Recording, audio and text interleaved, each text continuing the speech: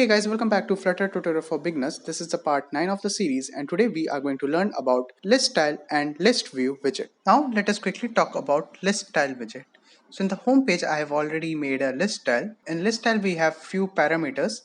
First of all, ListTile is a combination of rows and column. So let me just show you. Yeah, here you can see I have a product list kind of thing in which I have a title, product name and subtitle as a category of the product, and in the trailing I have the rating, and just imagine this icon as a product image. Now let us quickly see the code. Okay, so here leading is a widget. So leading is this icon.preview, and content padding is just for the spacing you want to have in between the widgets. Title is the product, subtitle category, and trailing 4.5. And also ListTile also provides you this on tap feature. So as you can see, on tapping I am getting tabbed in the debug console, and on long press, let me quickly demonstrate that. As you can see, if I hold on to the product, it comes as long pressed in the debug console. So it's a really nice widget if you want to have something like this, in which you want to show image and then a title, subtitle, and you want to have something in the end. So ListTile is very useful in that scenario. So now let us move on. Now let us discuss about ListView widget.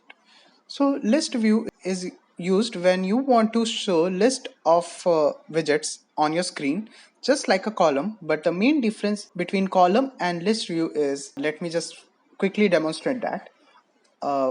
First of all, I would like to have a safe area, because as you can see we have a debug banner, and if we are going to use list view, the first product will be along with this debug menu, not menu, sorry, my bad, debug banner, and I don't want that.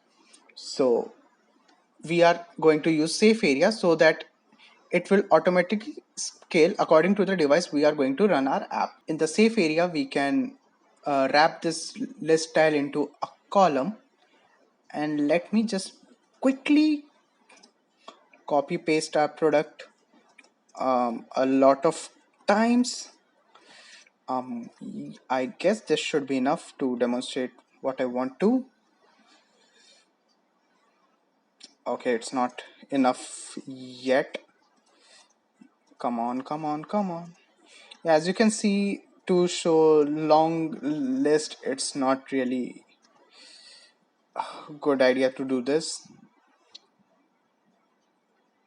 Okay, yeah, here you can see this overflow.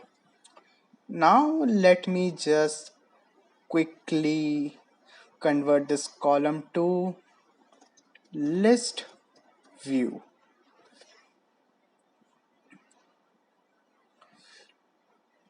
And excuse me. Okay, I guess this was an overflow or something. And as you can see, we have a scrollable list. And also list view has a few interesting parameters like padding, physics. In physics you can define if you want it to scroll or not. Well, in our case we want it to scroll, so let us just have it as a scrollable physics right now.